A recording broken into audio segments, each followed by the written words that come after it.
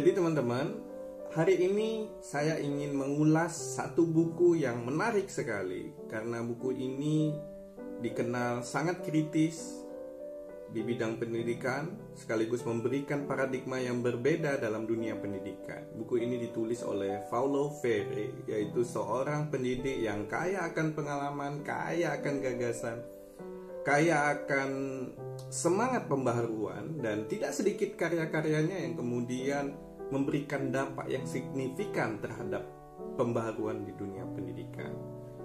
Buku yang ingin saya ulas ini adalah buku berjudul Pendidikan Kaum Tertindas. Nah, buku Pendidikan Kaum Tertindas ini terdiri dari 4 bab, teman-teman. Bab pertama lebih kepada penjelasan seputar apa yang dimaksud dengan penindas dan apa yang dimaksud dengan tertindas. Siapa yang dimaksud dengan penindas dan siapa yang dimaksud dengan tertindas. Penindasan oleh Freire ini deskripsikan sebagai usaha dehumanisasi kelompok penindas kepada kaum yang tertindas.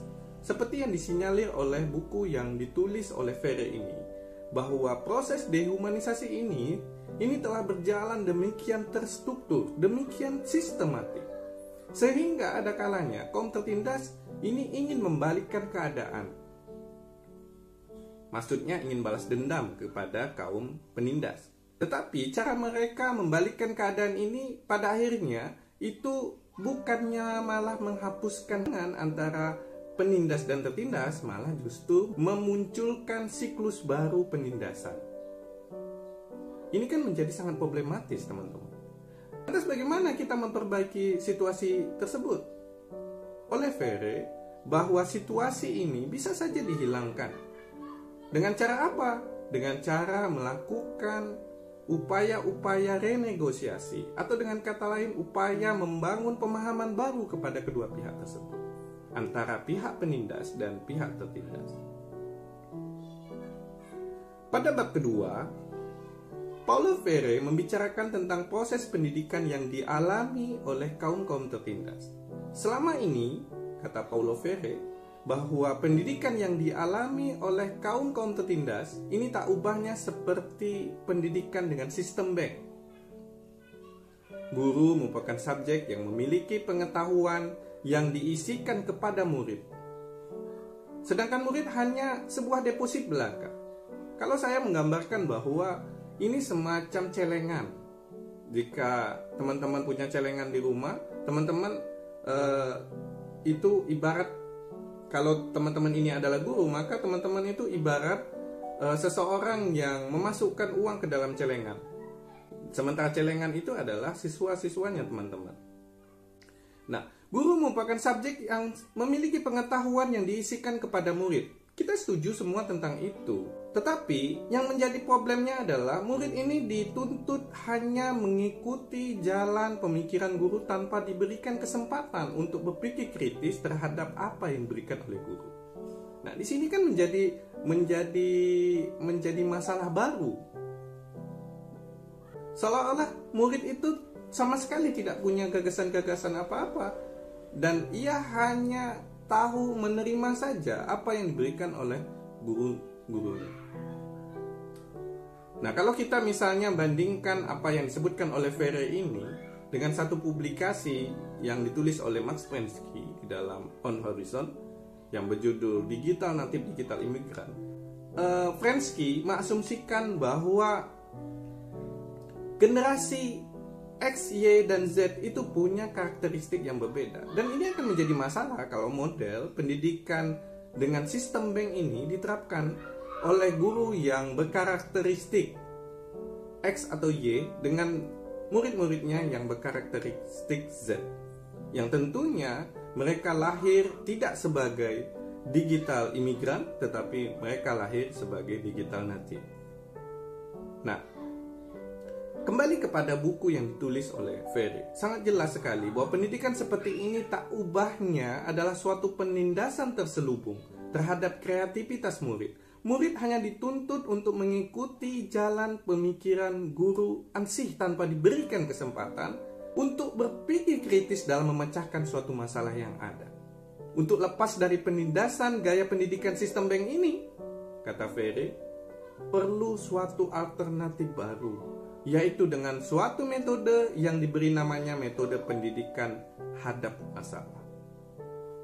Selanjutnya di bab 3. Di bab ini Ferry menjelaskan seputar pentingnya dialog antara guru dan murid selama proses pembelajaran.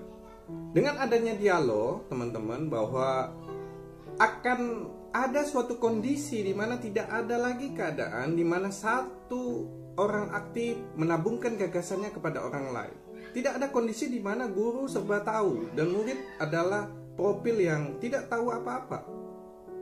Keberadaan manusia tidak mungkin tanpa kata, juga tidak berlangsung dalam kata-kata palsu. Tetapi dengan kata-kata yang benar, dengan apa manusia mengubah dunia? Dialog adalah bentuk perjumpaan di antara sesama manusia. Kita setuju tentang itu, teman-teman.